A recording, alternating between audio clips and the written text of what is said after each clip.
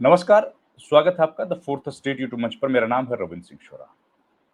ये जो खबर है, ये बेहद चौंकाने वाली है।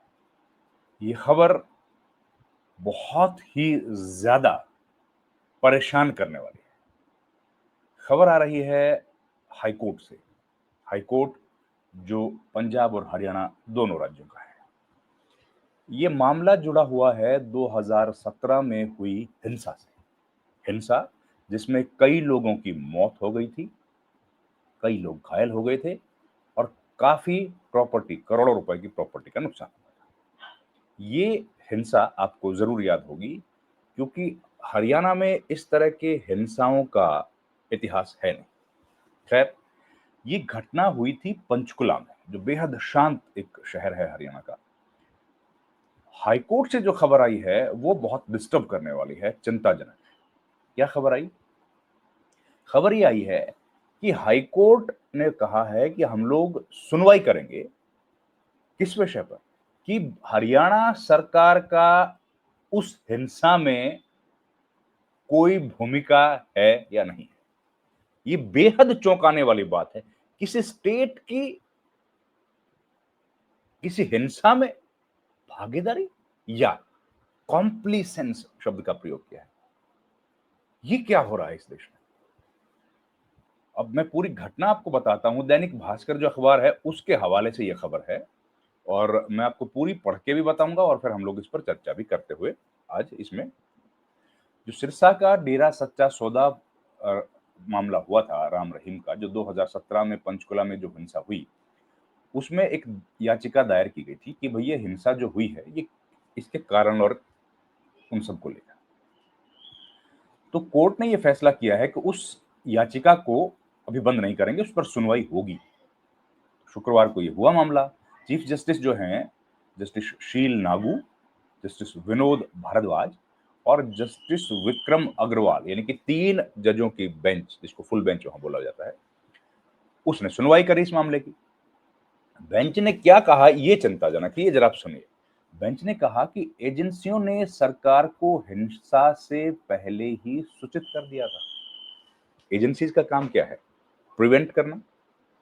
प्रिवेंट मतलब जानकारी पहले से दे देना और उसके बाद जो घटना घटती है उस पर एक्ट करना, तो उसको रोकना। तो प्रिवेंशन के लिए सरकार को है जानकारी दे दी गई थी कि इस तरह की घटना होने की संभावना है।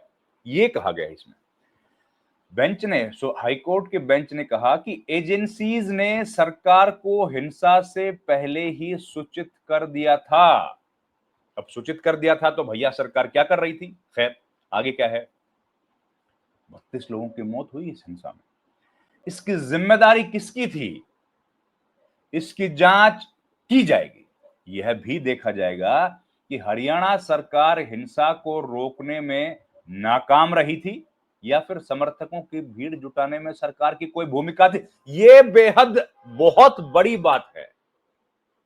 समर्थकों की भीड़ जुटाने में तत्कालीन हरियाणा सरकार, तत्कालीन बीजेपी की खट्टर सरकार की भूमिका की जांच करेगा हाईकोर्ट।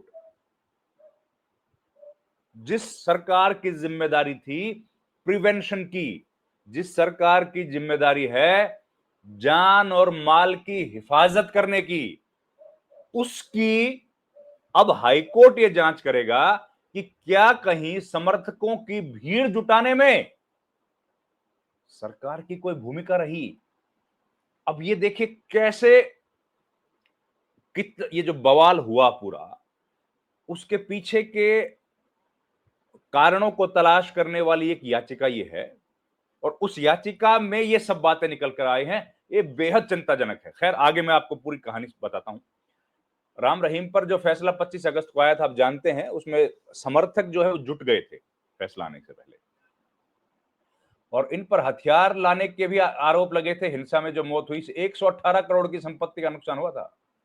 118 करोड़, कितना भारी नुकसान। पंचकुला में हाईकोर्ट में कई सवाल उठे।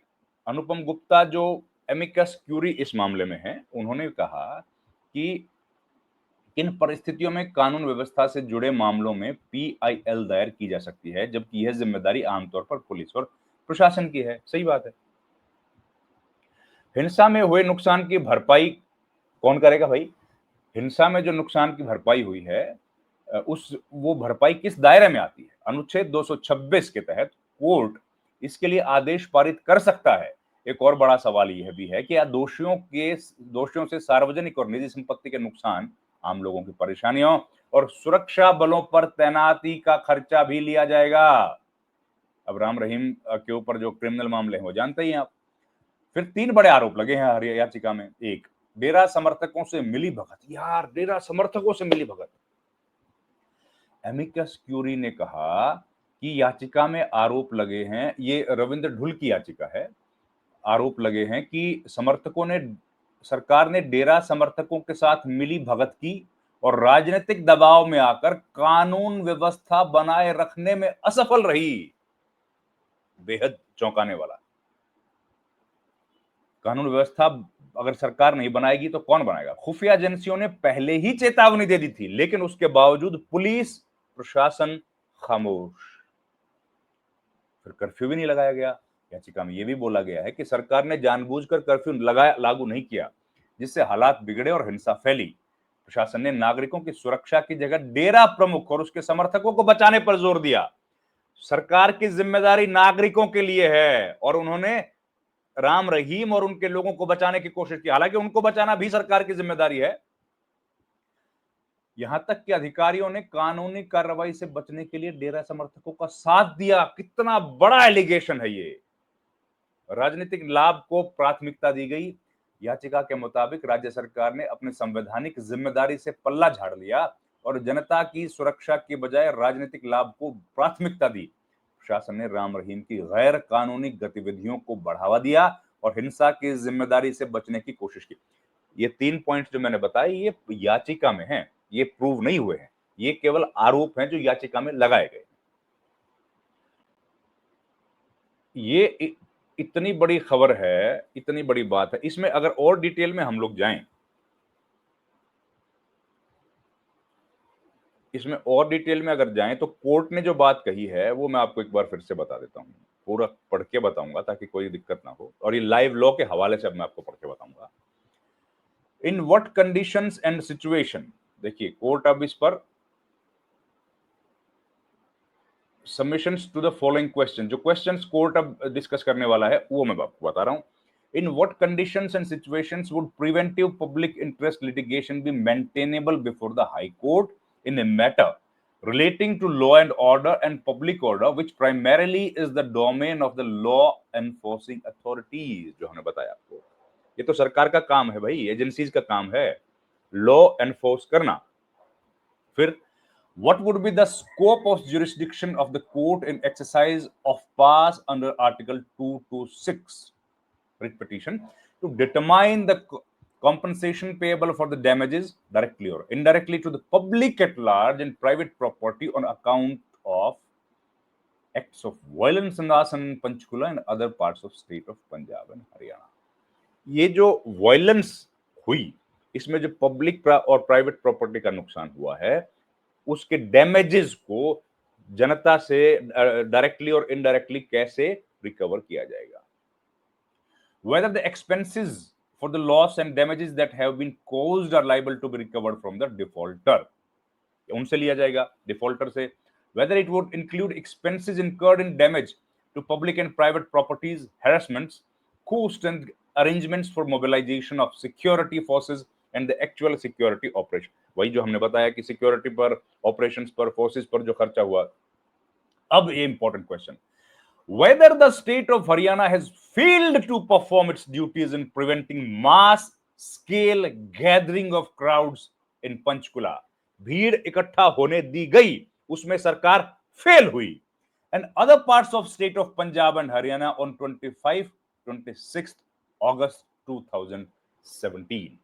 In consequences of the above, it would require examination whether, ये देखिए last line, whether there was any complicity in the part of state of Haryana with the agitators, जिन लोगों ने ये एजिटेशन किया था, क्या हरियाणा सरकार उनके साथ किसी तरह की कॉम्प्लिसिटी में थी। बेहद गंभीर बात है ये।